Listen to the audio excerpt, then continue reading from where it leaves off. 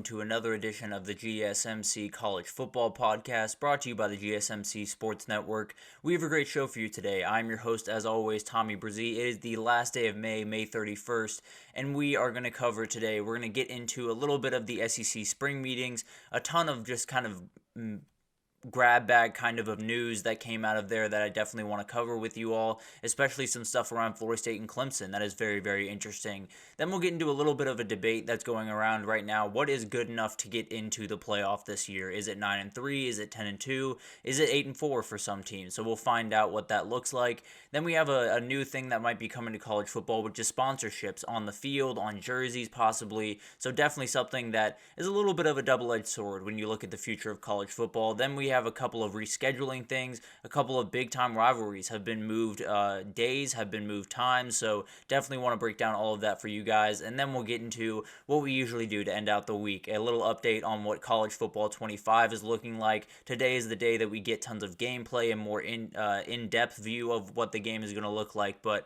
for the time being, we just have to speculate just a little bit longer. But before we jump in, I do want to remind you all we get tons of questions and comments throughout the show, and the best way for you all to get your question on the screen, we can have a fun back and forth here, is to use the tip and donation link at the bottom of the screen, GSMCPodcast.net. It's a huge help not only to us here at the network, but to you all. You get to have kind of a fun, interactive experience here, and I think that's always fun for the both of us.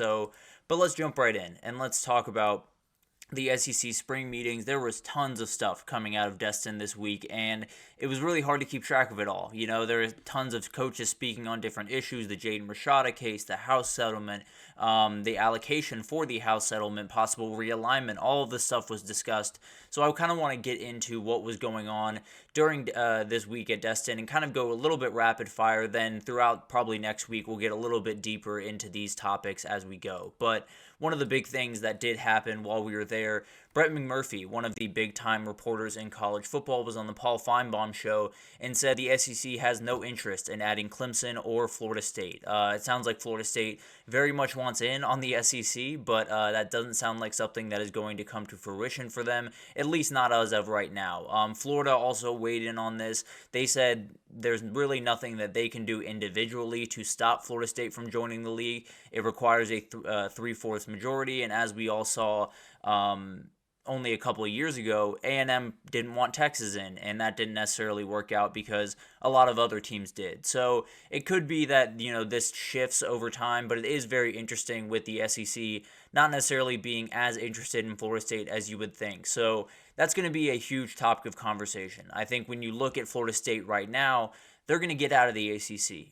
They're pushing as hard as they can. They're making as many arguments as they can to find their way out of that conference. Now, the bigger question is, once you get past that, is where are you going to go? Because I know there have been a lot of conference realignment in the past, but for the most part, a lot of those were calculated decisions.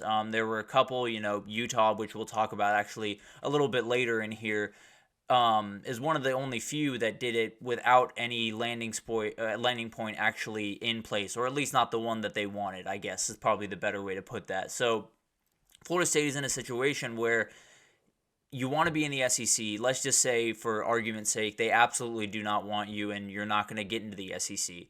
You could look up at the Big Ten, but they have a very strict requirement, whereas if you're not an AAU school, which is essentially a research level type school, it's a certain distinction among academics, you usually don't get a look from the Big Ten. Now, Nebraska is not an AAU school, but they were when they joined the league back in 2010, 2011, I think. So definitely a little bit of a different circumstance now, but Florida State is one of those interesting situations where I'm not necessarily super surprised that people are not super interested in them, especially the SEC. I felt like a lot of last year, especially when the playoff came out and all of that stuff was kind of the fallout of all of that stuff was happening, they were going after the SEC. They were saying that it's unfair that they get all this preferential treatment, that Alabama didn't deserve to be in, and if you're going to attack Alabama, you're attacking the SEC, and it doesn't necessarily surprise me that the people up top at the SEC are not necessarily too keen on adding Florida State.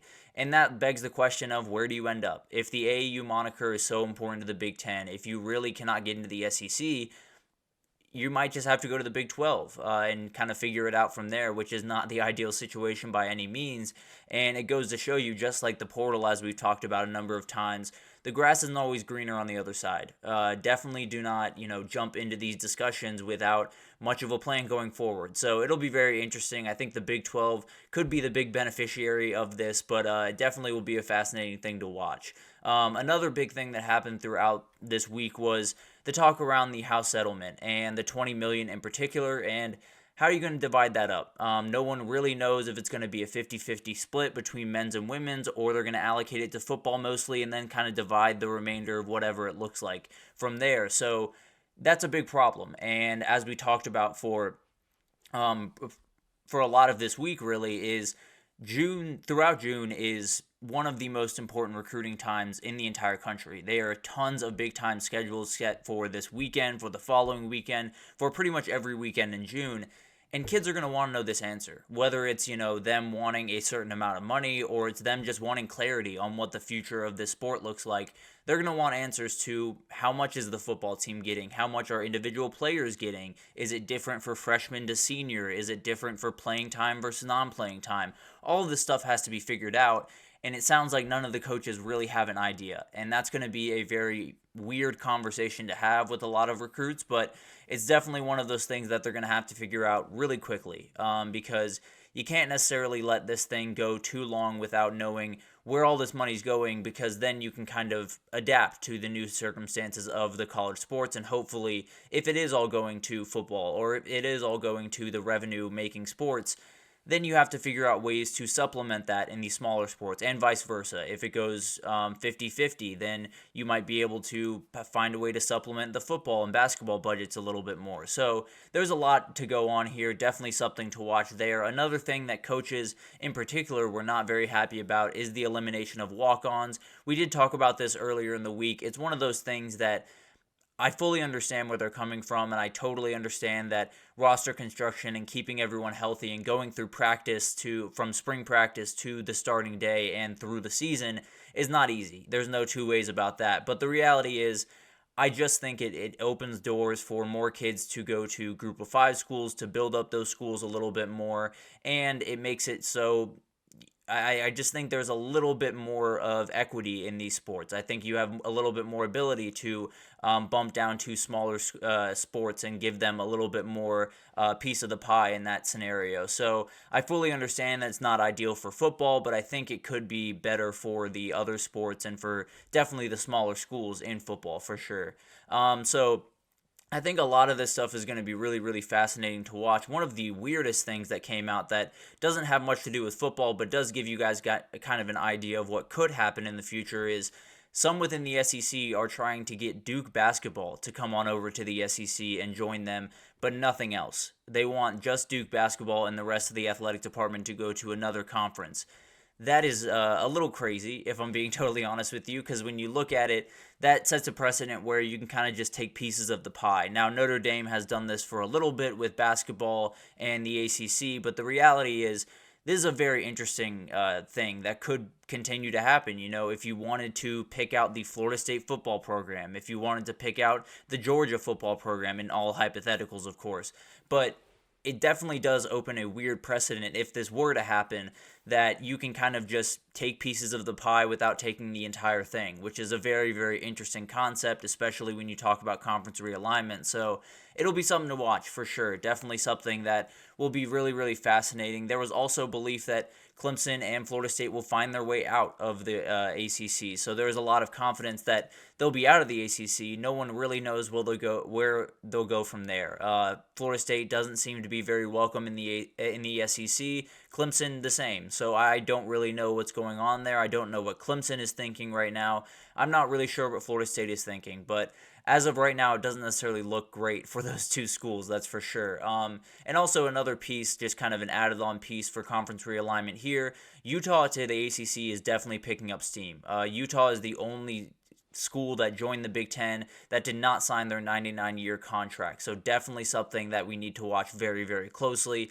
It could happen before this year. I would be a little bit surprised just because of the logistics of it all and everything that would have to happen for that to occur, but at the very least, it definitely could happen before 2025. And then who knows? A lot of different things can happen, especially around the ACC this time. So it'll be fascinating to watch all of this unfold. When you look at these SEC meetings, there's always fun details that come out. There's no two ways about that. There's always coaches talking on things that we really want to know about. There's always very, very interesting tidbits. And I think especially this year with Florida State, Clemson moving around, with the SEC kind of being in the center of that, with the House realignment, with Jaden Rashada, with all of the things to talk about, there were definitely a ton of things that came out of last week. And we'll definitely follow the Florida State and Clemson saga, I suppose, if you want to call it, for the next little bit, because that is going to be something that is going to be fascinating to watch. It's definitely something where Florida State feels like a team where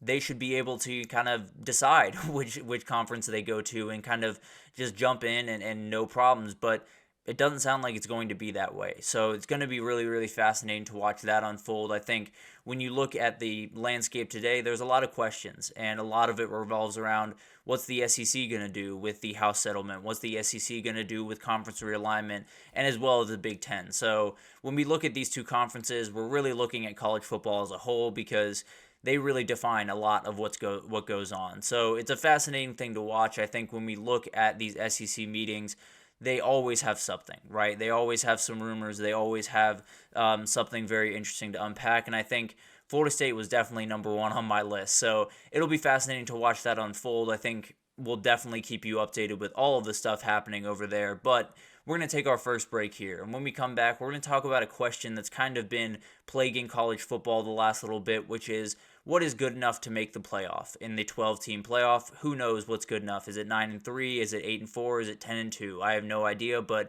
let's try to figure that out right after this. So stick with us.